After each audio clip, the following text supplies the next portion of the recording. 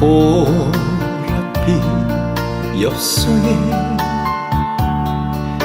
실려 향기는 당신의 눈물인가 이별의 마음인가 한숨 속에 묻힌 사연 지워보려 해도 떠나버린 당신 마음 붙잡을 수 없네. 오늘도 가버린 당신의 생각에 눈물로 써내려간 얼룩진 일기장에 다시 못 올 그대 모습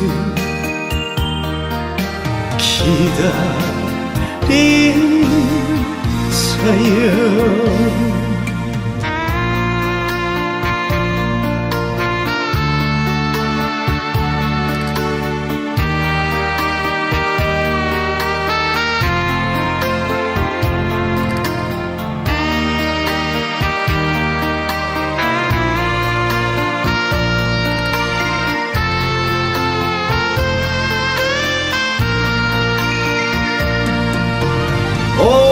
오늘도 가버린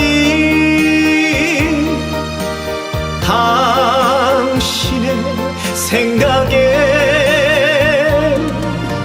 눈물로 써내려간 얼룩진 일기장에 다시 못 올 그대 모습 기다리는 사연 다시 못 올 그대 모습 기다리는 사연.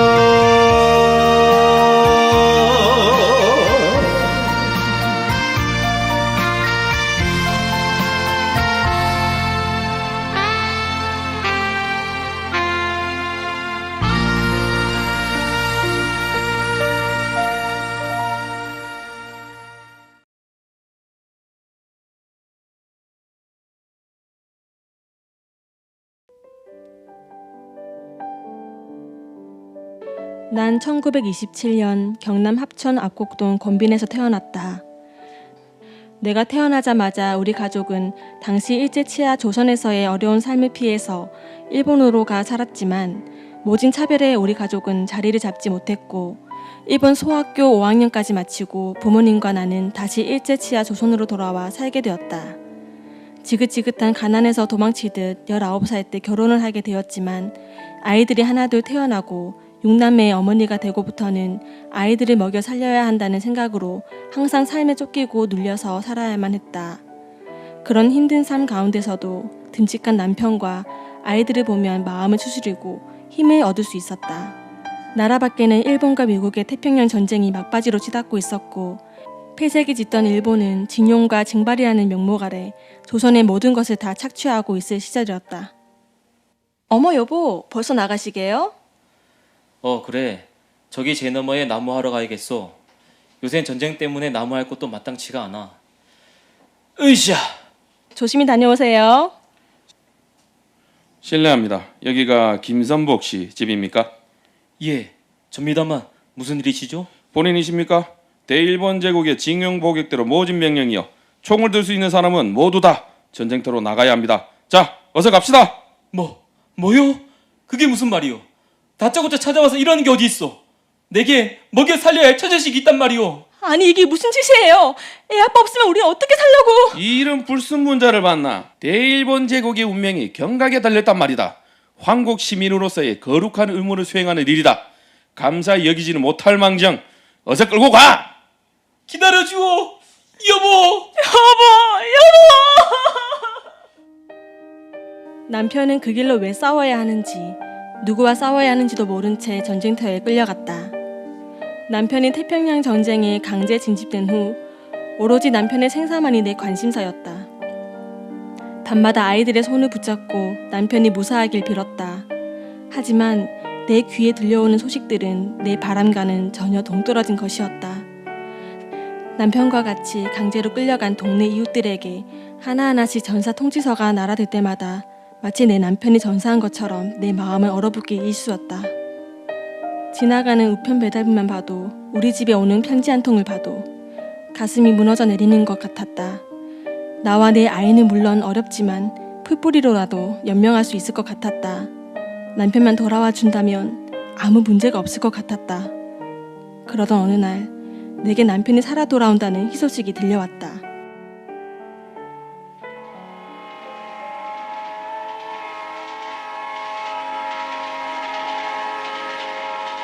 아이고, 이런 전쟁터에서 살아 돌아오다니. 참말로 하늘이 도왔어. 그러게 말이다. 건넌 마을의 윤장님 댁 외아들은 죽었는지 살았는지 소식도 없고 영순이 아버지 지 새끼도 못 알아보는 불구가 되었는데 말이다. 근데 말이야, 이렇게 전쟁 한창인데 도로 집으로 돌려보내는 거 보면 수일이 아범 혹시 어디 한 군데 크게 다친 건 아닌지 몰라? 얘기 옆에 내가 무슨 말을 그렇게 하노?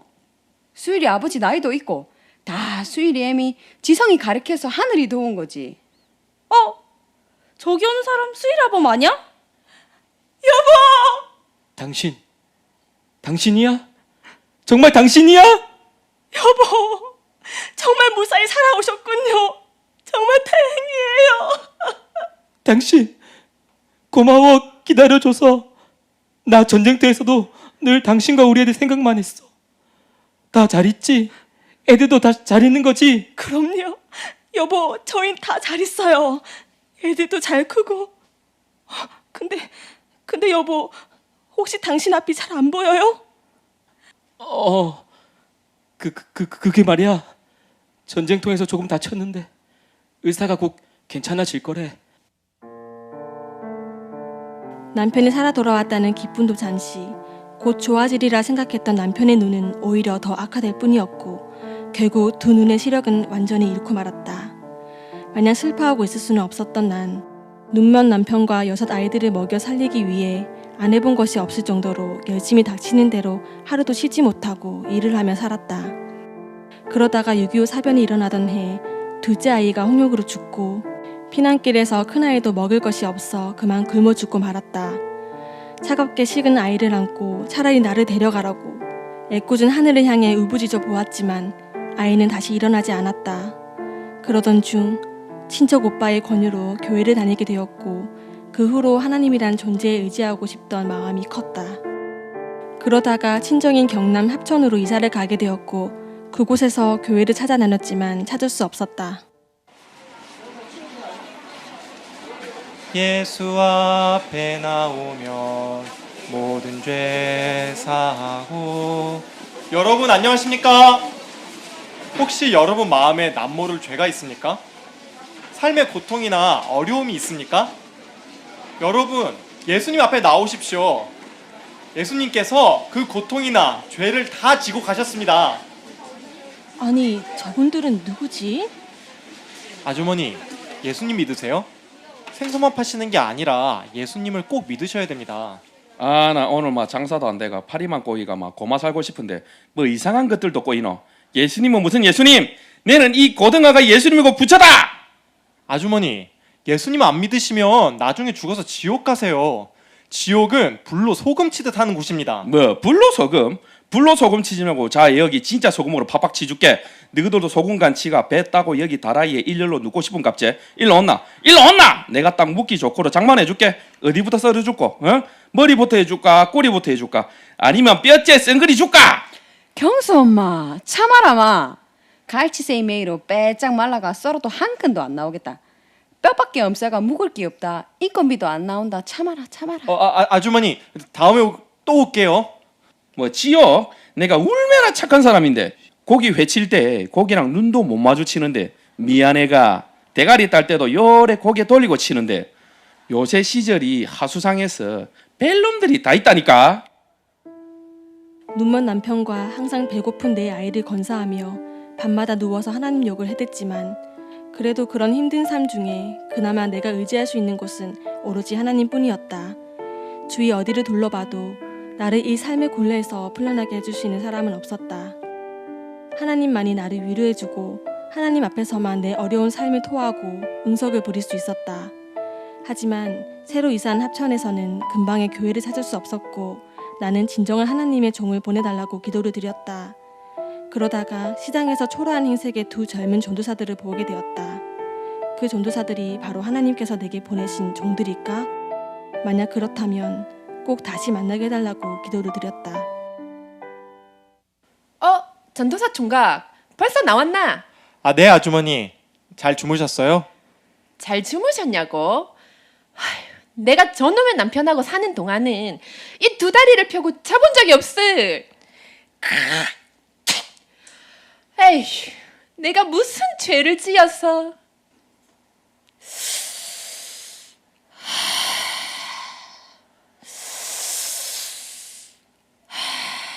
아, 아주머니. 무슨 담배를 그렇게 피세요? 그리고 신문지에 말아 피면 납성분 때문에 건강에도 안 좋아요. 총각은 몰라. 내 속이 어떤지. 나는 골치가 아팠어. 이 담배라도 펴야 속이 풀린다고. 아, 저는 이만 방으로 들어가겠습니다. 야야, 돌비 엄마야, 집에 있나? 아이고, 어서 오거라. 무겁제. 어서 내려놓거라. 오늘 미역이 물이 좋아가지고 돌비 엄마 생각이 나서 왔다 아이가. 그래 잘 왔다. 일단은 힘들게 왔는데 여 앉아 편히 좀 쉬거라. 아이고, 뭐 솥이 저렇게 작은 게 있나? 솥? 아, 저거 우리 거 아이고 저번 달에 요 아랫방에 대구에서 새 들어온 사람들끼다. 새 들어왔다고? 뭐 하는 사람들인데? 뭐더라? 그래 맞다. 전도사라 카드라. 그 교회 전도사 말이다. 전도사라고? 사람들은 많이 모이나? 알라들 몇몇 오더라. 안녕하세요, 아주머니. 우리 주인댁 아주머니 친구 되시나 보군요. 아니 이분은 아, 제가 이렇게 보니까 교회 다니는 분 같은데요? 그렇죠? 아이고, 내가 이 꼴로 어째 교회 다닌다 하노? 아닙니다. 교회 안 다닙니다. 제가 보니까 맞는 것 같은데요. 아주머니, 교회 다니시죠? 아닌데. 아이고 참.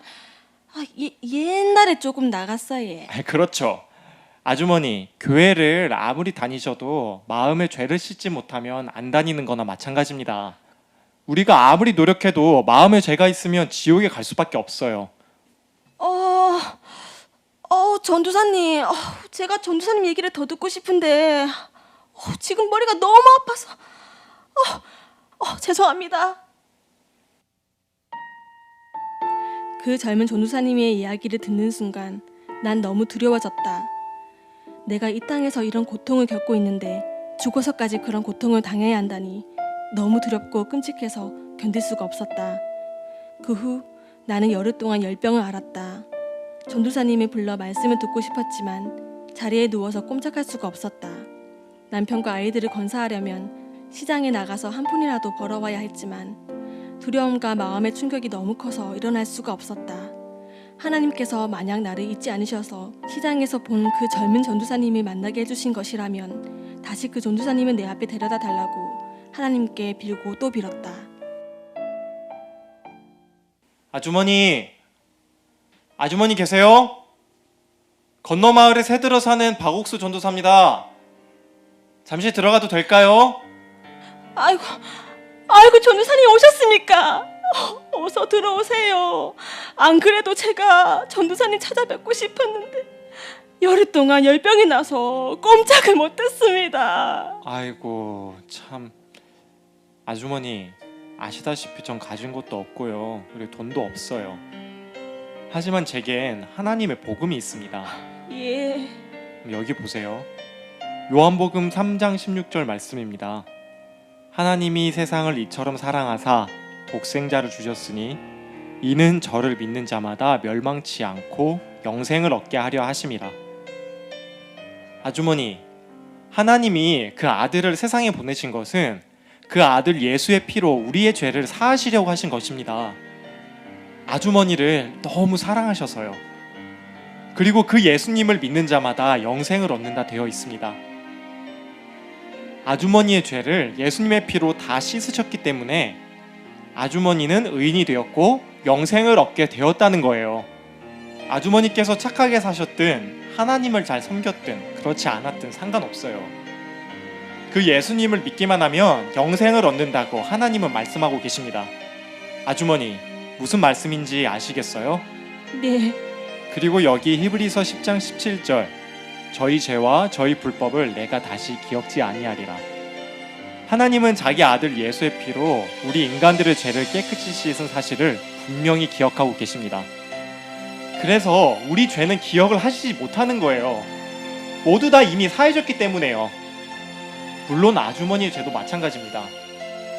이미 깨끗이 사해져 버려서 하나님은 아주머니에게서 죄를 찾으려 해도 찾을 수가 없습니다. 의인이 되었단 겁니다. 그렇구나. 이미 난 예수님의 피로 의인이 되었던 거구나. 사실 전 지금까지 나를 이렇게 살게 하신 하나님이 너무나 원망스러웠어요. 제 남편을 보면 차라리 죽어버렸으면 좋겠다고 생각을 해본 적도 있고, 전쟁통에 못 먹여 죽은 아이들을 생각하면 하나님께 욕도 많이 했어요. 그 다음 날이면 그게 또 겁나서 하나님 앞에서 울고 또 회개하고, 아무리 기도해도 내 죄로 인해 마음이 무거웠는데 이제 난 의인이에요. 천국에 들어갈 수 있네요.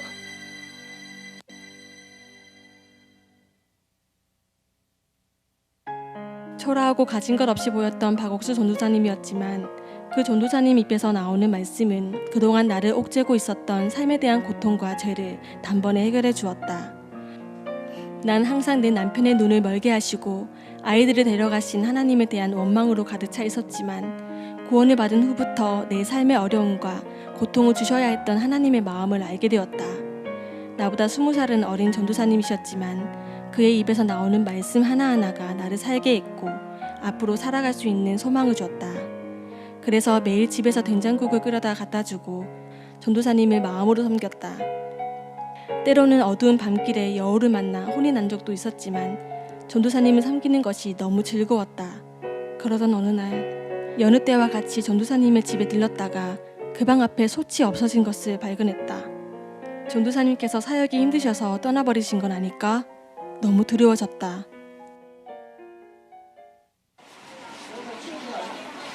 예수 앞에 나오면 모든 죄 사하고 마음의 기쁨. 아유, 전도사님 여기 계셨습니까?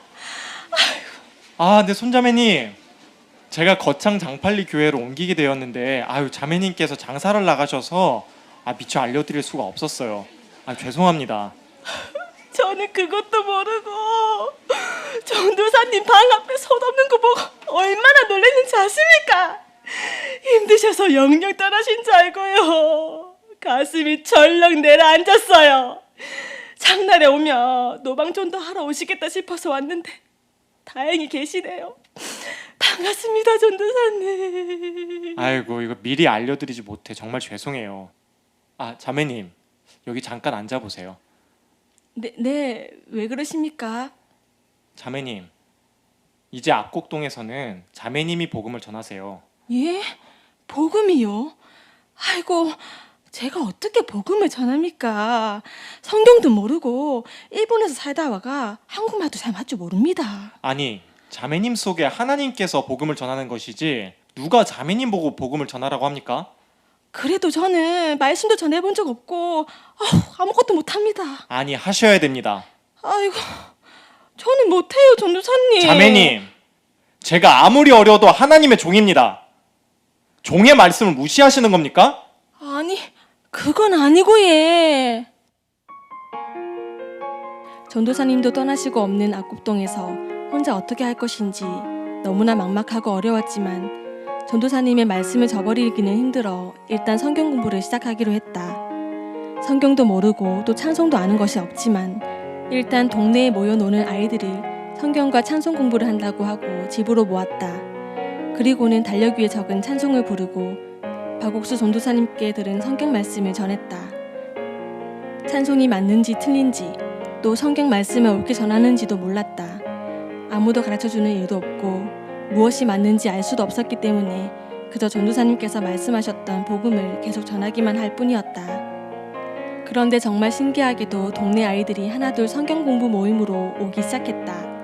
밖에서 뛰놀던 아이들도 시간만 되면 다 우리 집 성경 공부 모임에 와서 찬송을 신나게 부르고 복음을 듣고 구원을 받아 기뻐하고 돌아갔다.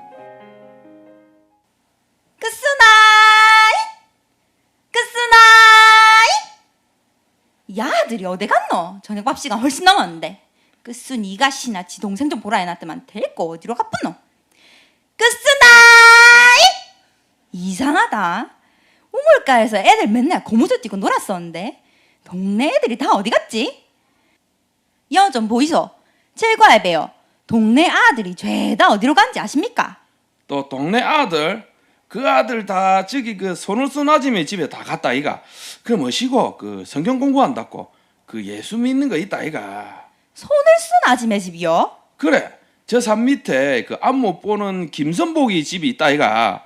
요새 아들 저녁만 되면 밖에서 놀도 안 하고 다 거기로 간다. 우리 친구도 거기 있을 기라. 그리고 알라들뿐만 아니고 그 요 근방에 그 뭐 병 걸려서 가족들도 버린 사람들 또 정신 안 좋은 사람들도 거기 많이 가서 앉아 있더라. 그 아줌에 그래 안 봤는데 뭐가 있긴 있는갑더라. 아 그래요. 고맙습니다. 끝은 이가시나 이게 정신이 있나 없나? 먹고 살기도 힘들어 죽겠는데 뭔 예수고 예수는. 그 손을 쓴 아줌매는 배운 것도 없으면서 뭔 성경 공부고. 여러분, 제가 어제 말씀드린 것처럼 오늘은 예수님이 우리에게 어떤 분인지 이야기해 줄 거예요. 여러분 알고 싶죠? 네. 뭐고? 아직도 하고 있는 기가. 아 지금 들어가서 데려오기도 좀 그렇고 좀 기다려야겠네.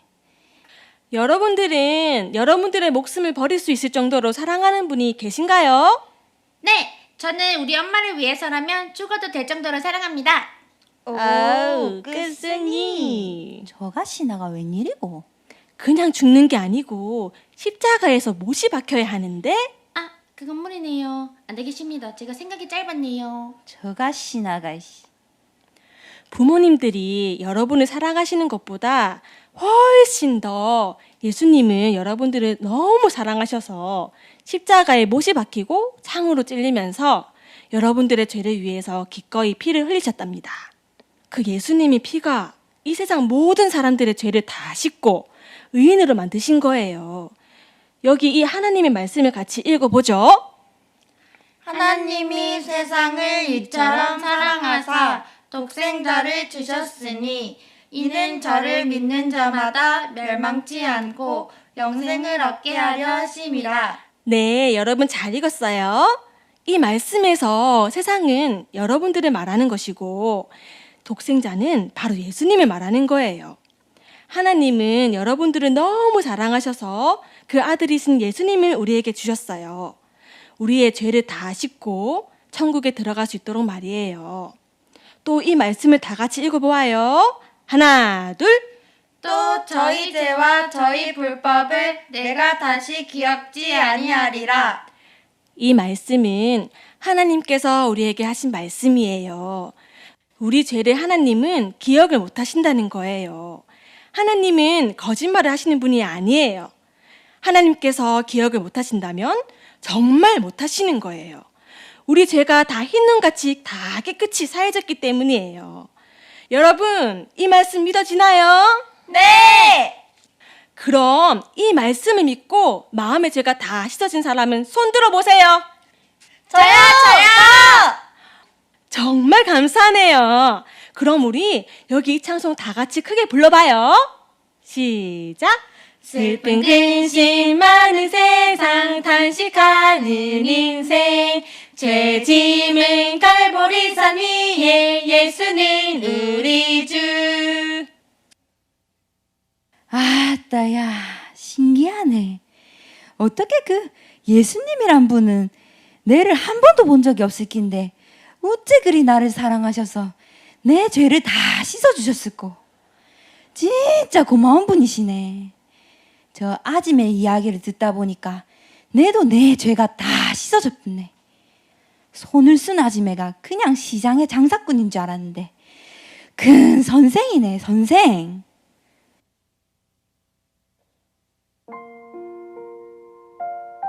손을 쓴 모치님은 성경도 모르고 찬송도 모르는 상태에서 박옥수 목사님의 말씀을 따라 압곡동에서 성경 공부 모임을 시작하셨습니다. 처음엔 동네의 몇몇 아이들만 모였지만 하나님은 압곡동 모임을 크게 축복하셔서 압곡동 교회로 많은 사람들이 모이게 되었습니다.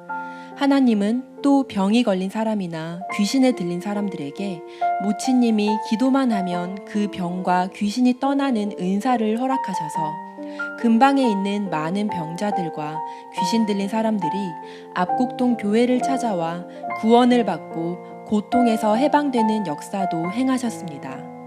초라한 압곡동 교회를 통해서 정말 많은 분들이 구원을 받아 하나님의 자녀가 되었고 그분들이 또 하나님의 일꾼이 되어 많은 이들을 하나님 앞으로 이끄는 일들을 했습니다.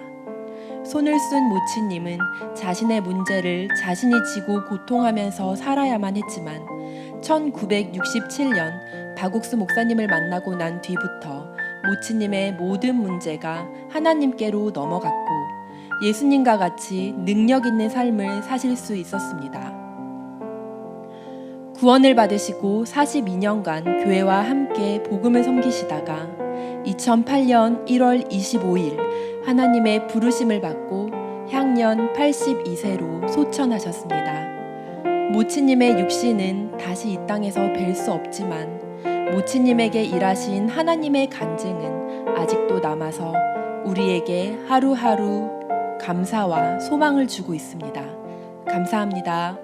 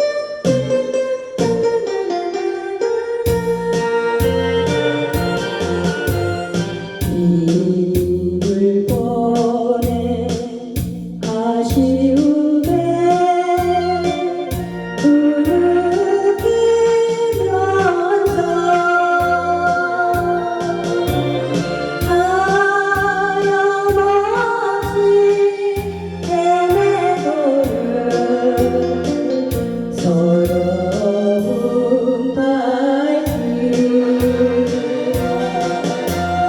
내 가슴에 이 상처를 누가 달래주리 울어라 널 품어 밤이 새도록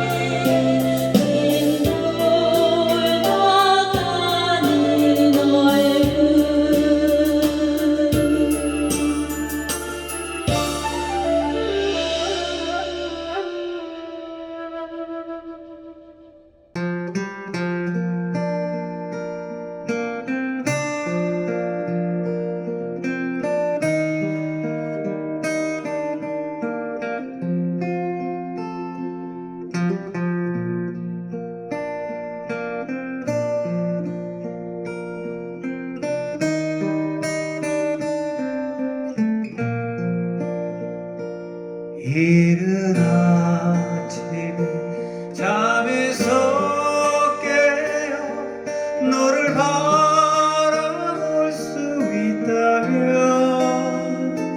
물안개길 강가에 서서 작은 미소로 너를 부르리 하루를 살아도 행복할 수 있다면 나는 그 길을 택하고 싶다.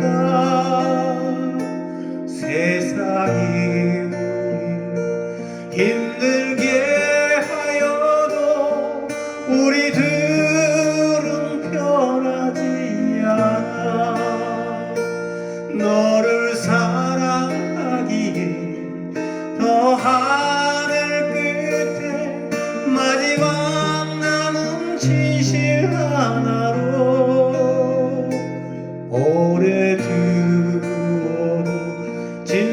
변하지 않는 사랑으로 남게 해줘.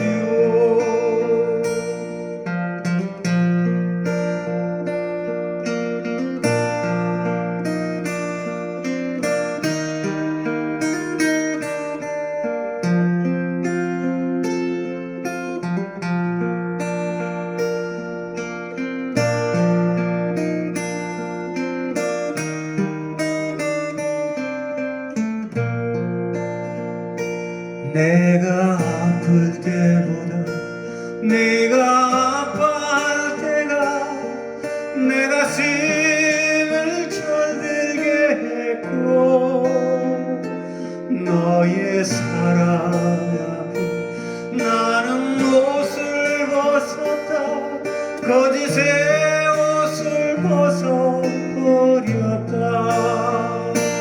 너를 사랑하기에 저 하늘 끝에 마지막 남은 진실 하나로 오래되어도 진정 변하지 않는 사랑으로 남게 해주고 너를 사랑하기에 저 하늘 끝에 마지막 남은 진실 하나로 오래두어도 진정 변하지 않는 사랑으로 남게 해주고 사랑으로 남게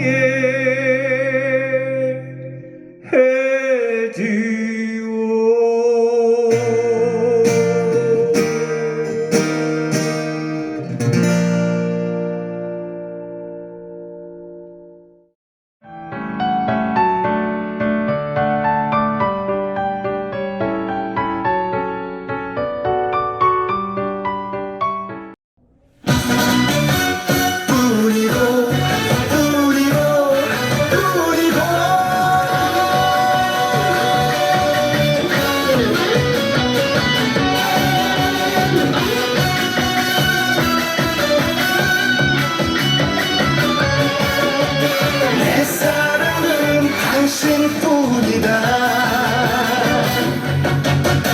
여기에 있어도 당신뿐이고 저기에 있어도 당신뿐이고 이 넓은 세상 어느 곳에 있어도 내 사랑은 당신뿐이다 힘든 날은 두 어깨를 기대고 가고 좋은 날은 마주보고 가고 이 바람과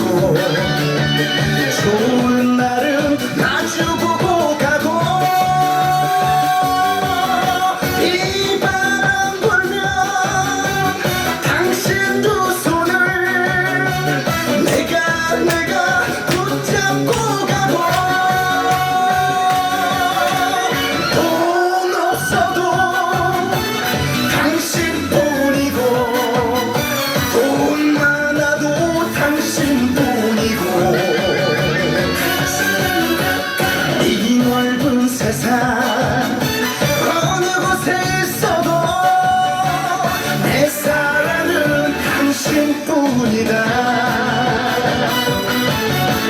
뿐이고 뿐이고 뿐이고 당신뿐이다.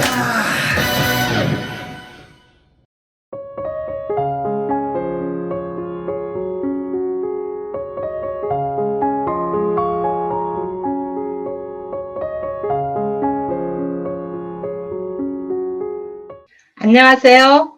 저는 고이남입니다. 뵙게 되어 반갑습니다. 봄이 왔네요. 겨울에는 나무들이 메말라 죽은 듯이 보이지만 신기하게도 2월에 들어서면 나무에 물이 오르고 있는 것이 보입니다. 가까이 보면 잘 모르는데 멀리서 보면 산의 나무들이 가랑비에 젖은 것처럼 촉촉하게 물기를 머금고 있는 것이 보입니다. 그렇듯이 우리 인생에도 겨울이 온 것처럼 무엇이든 도전해보고 싶은 마음이 들다가도 시작만 해놓고 금방 포기할 것 같은 생각이 들기도 합니다.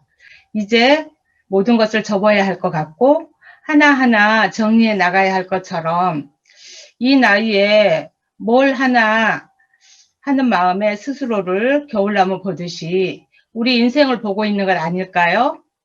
그런데 봄은 와 있어요. 언제요? 잎이 나고 꽃이 피기 시작할 때요? 아니요. 이춘 때요. 뱀문에는 입춘대길이라 써 붙이고 이제 봄을 맞이합니다. 나무들은 봄이 오면 다시 싹을 내고 꽃을 피우고 농사꾼은 또 한 해 농사를 준비합니다. 소망으로 한 해를 시작하지요. 우리도 인생을 소망으로 시작했어요. 잘 살아보려고. 또 우리 아이들 잘 자라서 우리처럼 고생 안 하고 살아갈 수 있도록 주판을 열심히 튕기며 살아왔습니다. 그래서 사람들은 셈을 하고 살아갑니다. 한 달을 살기 위해 직장에서 돈을 벌어 생활비를 마련하고 적금 들고 목돈 마련해서 아이 뒷바라지하고 노후도 준비하고 그렇게 끊임없이 주판 알 튀기다 보니 어느새 이 나이가 되었습니다. 하지만 우리 인생의 셈, 마음의 셈은 거꾸로 하고 살았는지 지난 세월을 헤집어 보니 고생한 것, 섭섭한 것, 후회되는 것, 한스러운 것들만 보입니다. 인생을 살면서 슬픔, 허무함 같은 어두운 감정은 빼고 행복, 감사함 같은 기쁨의 마음만을 가지고 살아갈 수는 없을까요? 아주 어릴 때 우리 어머니는 보따리 장사 하셨어요. 6째 아들 낳고도 한 달이 못 되어 갓난 아들 들쳐업고 이 섬, 저 섬으로 다니면서 한 달이고 보름이고 물건 다 팔리면 돌아와 또 장사할 걸 챙겨 길 떠나시곤 했어요.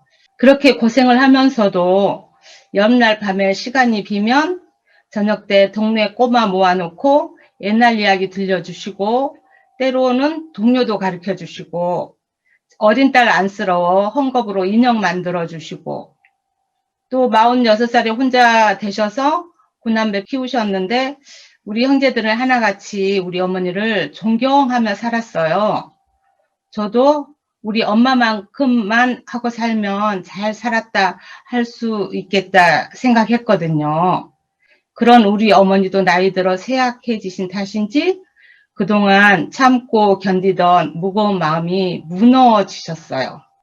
고생 보따리 들쳐내어 무능하고 무책임했노라 우리 아버지 원망하고 우리 할아버지가 할머니가 3분이셨는데 이 눈치 저 눈치 이 잔소리 저 잔소리 당하고 살았다고 절레절레 고개 흔들며 풀어놓으면 우리 그 얘기 듣기 싫어. 엄마만 고생했어요. 우리 다 같이 고생하고 살았지. 매정하게 외면했어요. 다 지나간 얘기 들춰내어 얘기하면 속만 상하지 무슨 소용이 있느냐며 타박했거든요. 그때는 이렇게 몰랐는데 나이 들어 생각해보니 안쓰럽고 그때 왜 그 얘기 못 들어드리고 외면했을까. 사실 우리도 자식 고생하는 거 차마 못 보고 뭐라도 해주잖아요.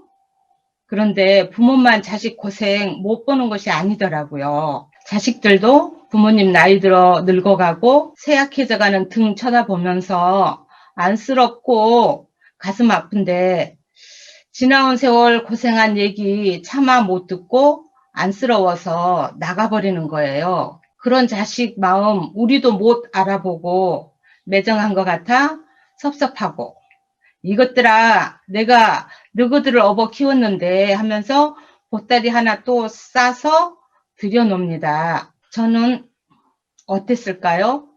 저라고 별 수 있나요? 속상한 일 만나면 기회다 싶은지 이 사람 저 사람 불러내요. 너 그때 나한테 왜 그랬어? 당신 나 섭섭했어? 너 참 말 안 들었다. 다시는 그렇게 하지 말라고 했지? 하면서 그때 써먹은 옐로우 카드, 레드 카드 다시 꺼내들어 들이댑니다. 이런 얘기 저런 얘기 듣다 보니까 우리 인생에 이런 날만 있었을까? 좋은 얘기, 좋았던 일 다 놔두고 굳이 내 인생은 고생이었다, 슬픔이었다 이름 지어놓고 그거 쳐다보고 살고 있을까? 이상하지 않습니까? 우리에게 좋은 날도 얼마나 많았을 텐데 그 이쁜 보따리 꺼내 들고 행복했어, 감사했어, 즐거웠어 이런 마음 못 나누고 살았을까? 왜 이런 마음 못 가지고 살았을까? 왜 못 배우고 살았을까? 그런 생각이 듭니다. 성경에 보니까요.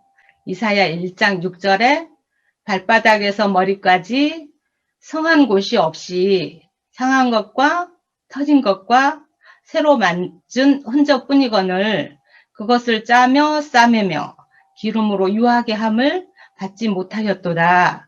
이게 우리 인생이래요. 그래서 우리가 지난 시간 돌아보면서 힘들었다, 고생했다 이거밖에 우리 마음에 없는 것은 그런 상처들이 치료된 적이 없다는 거예요. 치료할 능력도 없어요. 그런 지혜도 없어요. 왜 우리에게 지혜가 없다고 하냐? 우리도 다 나름 지혜를 가지고 산다고 우리는 생각합니다. 그러면 우리가 어떤 지혜를 가지고 살아가는지 동화 한 편 보고 갈까요? 아이고미 흐리야, 뭔 놈의 짐이 이렇게 무겁다냐? 아랫말까지 못지게 간다냐? 몸이 징한 거. 응? 웬 할머니가 서 계시네? 무슨 짐을 저리 많이 지셨대. 어머니와 비슷한 나이신 것 같은데 가시는 길까지 태워드릴까? 이? 뭐시여? 할머니 어디까지 가세요? 시방 나말하는가? 무엇이냐? 쭉 아랫말까정 갈라는디. 아 그러세요? 저도 그쪽 방향인데 괜찮으시다면 거기까지 태워드릴까요? 이 아니요 아니요, 짐도 솔 차는디 미안시러 보소. 에이 아니에요. 괜찮으니 어서 타세요. 그러면 그라주갔는가? 그라주면야 나야 고맙지. 아 예, 어서 타세요. 자 출발합니다. 철수 씨는 할머니가 다칠까봐 조심조심 하면서 차를 운전했습니다.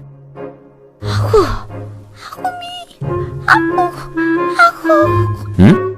무슨 소리지? 왜 저러고 계시지? 할머니 왜 보따리를 지고 계세요? 얼른 내려놓으세요. 아니요 뭔 소리요. 나 무게도 솔찬을 텐디 보따리 까정 보태서야 쓰겄는가. 나가 이고 가면 되니께 걱정 말더라고이. 네? 아니 그럼 여태 짐을 지고 계셨어요? 할머니 보따리를 내려놓고 편히 가세요. 괜찮다니께 태워주는 것만도 어딘디. 할머니 차 안에서는 머리에 이고 계시나 내려놓으시나 똑같아요. 아이고, 무엇이가 똑같아요. 나가 요렇게럼 이고 있은게 젊은 양반이 편하지. 아이고 할머니, 그냥 내려놓으시라니까요. 그러다가 허리 다치세요. 괜찮다니까 그러네. 으여, 운전이나 계속 하더라고. 잉? 아휴, 무슨 할머니가 고집도 참 세시네. 철수 씨가 아무리 보따리를 내려놓으라고 해도 할머니는 괜찮다고 고집을 부렸습니다. 할머니는 보따리를 머리에 얹은 채 차 안에서 끙끙거리고 있었습니다. 그때였습니다. 뭐야?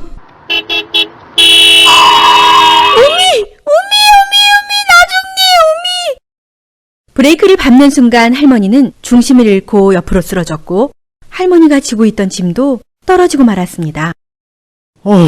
큰일 날 뻔했네. 저놈의 똥개가.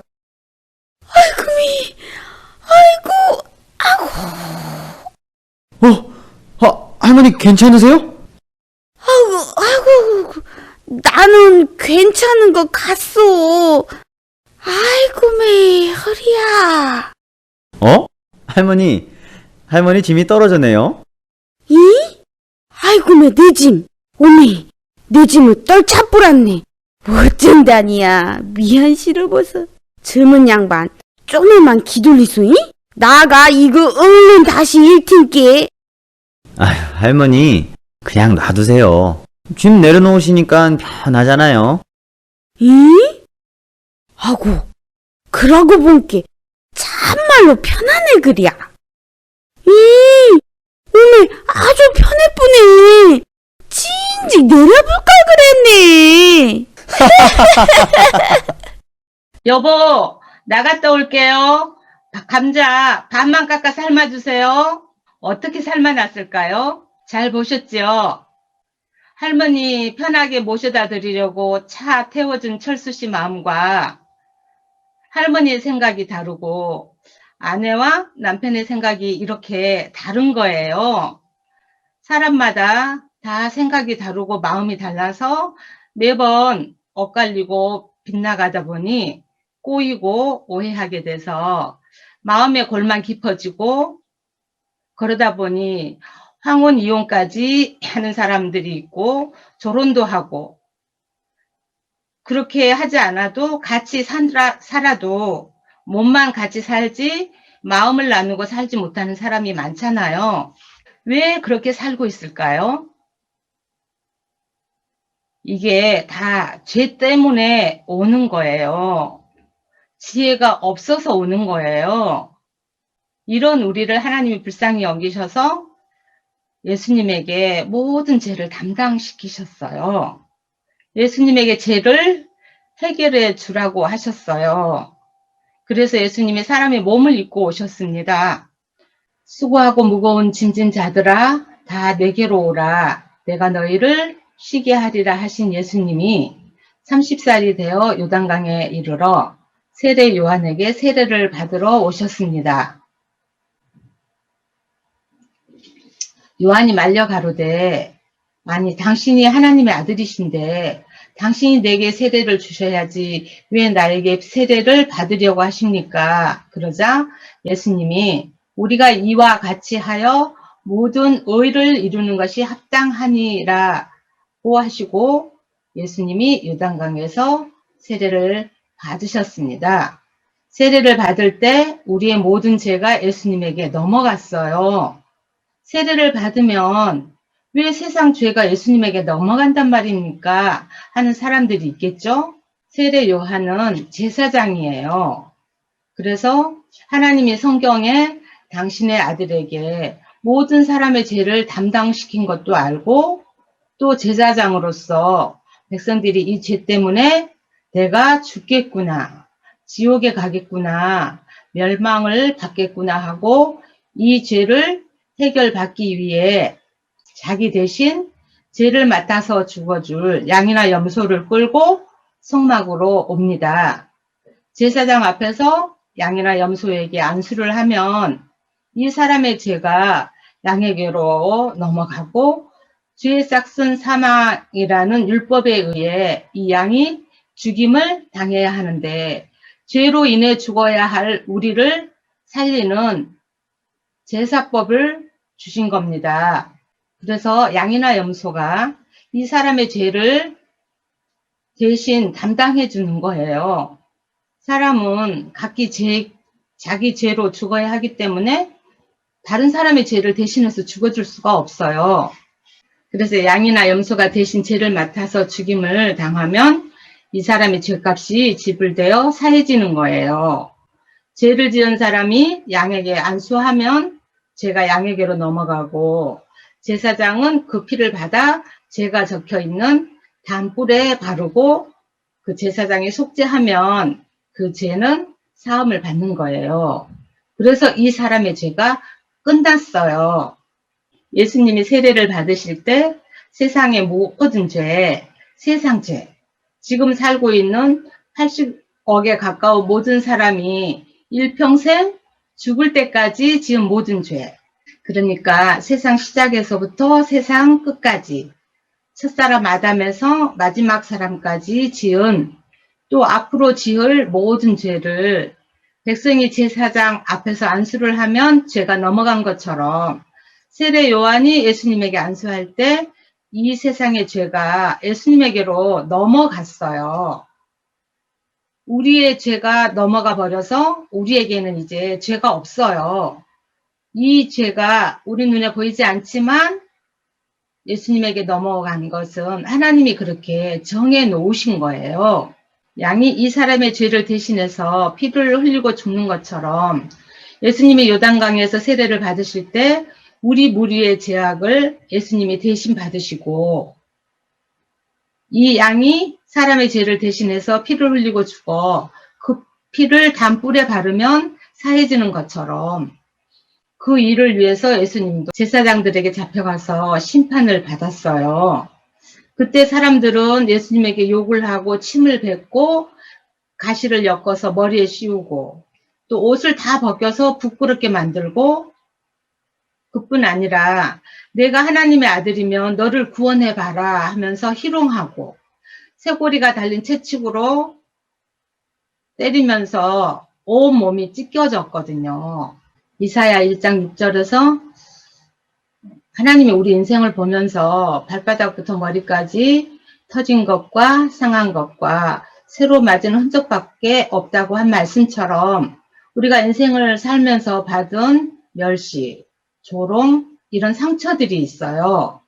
예수님이 온 몸이 찢겼듯이 온 마음이 병들었고 상처뿐인 우리 마음, 우리 인생을 예수님이 대신 맞으면서 이렇게 너희 죄로 인해 너희가 받아야 할 욕을 내가 대신 받았고 너희가 받아야 할 부끄러움 내가 대신 받고 너희가 받아야 할 매 내가 대신 맞고 너희가 받아야 할 형벌 내가 받고 있다고 말씀해 주고 있는 것입니다.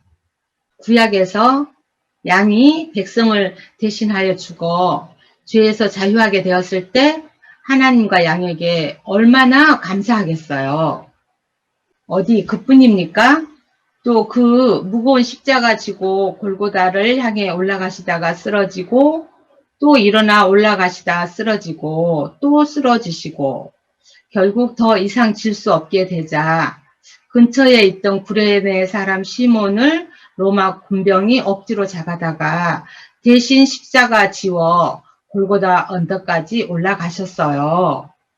수고하고 무거운 인생의 짐 지다가 아이고 더 이상은 못 살겠다. 차라리 죽고 싶다 하는 마음으로 주저앉았다 또 일어서고 주저앉았다 또 일어서고 더 이상은 힘겨워서 못 걸을 것 같은 우리의 인생길을 하나님께서 말씀하고 있다는 생각 안 드십니까? 예수님이 다 담당하시고 대신 다 형벌 받고 무거운 십자가 대신 지고 너희가 받아야 할 고난을 다 받았노라. 내가 대신 다 받았으니까 너희는 나음을 입었다고 말씀하셨습니다.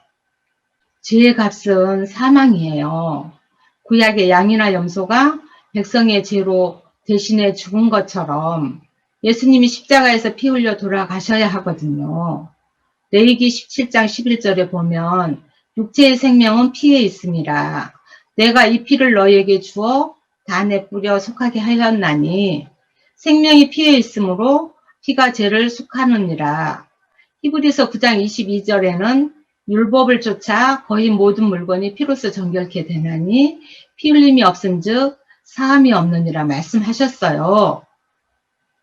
예수님의 피가 죄를 사하시는데 최고의 형은 사형이에요.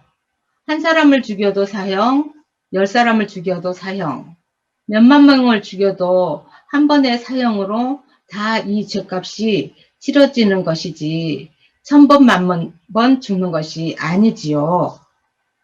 예수님은 세상에 오실 때 보옵소서 내가 하나님의 뜻을 행하러 왔나이다 하셨듯이 하나님의 뜻대로 세상 죄를 담당하러 오셨고 마지막 숨 거두실 때 다 이루었다 하시고 돌아가셨어요. 염소의 피가 그 백성의 죄를 대신해서 죽었다는 증거가 되듯이 예수님이 피 흘려 돌아가셔야 예수님이 생명으로 우리 죄를 대신 갚으셨다고 증거가 되어 하나님의 성전에 우리 죄가 기록된 단뿔에 발라져서 이제 하나님의 눈에는 우리 죄의 기록이 보이는 것이 아니라 예수님의 피만 보입니다. 이 죄는 대속이 됐구나. 세상 모든 사람이 깨끗해진 겁니다. 그래서 우리가 의롭게 되었습니다. 의인이 되었습니다. 죄인에서 의인으로 거듭난 것입니다. 누가 우리에게 죄 있다고 할 수 있겠습니까? 의롭다 하신 이는 하나님이시니 누가 정죄하리요. 이 말씀처럼 의롭다 하신 분은 하나님이십니다. 우리를 하나님이 의롭다 하셨습니다. 여러분, 이번 시간의 제목을 같이 한번 읽어볼까요? 오늘은 우리 남은 인생의 첫날이다. 구원받은 오늘이 하나님과의 첫날입니다. 출애굽기 12장 2절에 이달로 너희에게 달의 시작 곧 해의 첫달이 되게 하고 이 말씀처럼 죄에서 구원받은 오늘이 진정한 우리 인생의 첫날이라고 말씀하고 계십니다. 다시 한번 같이 읽어볼까요? 시작. 이 달로 너희에게 달의 시작 곧 해의 첫달이 되게 하신 것처럼 오늘이 우리 남은 인생의 첫날입니다. 감사합니다.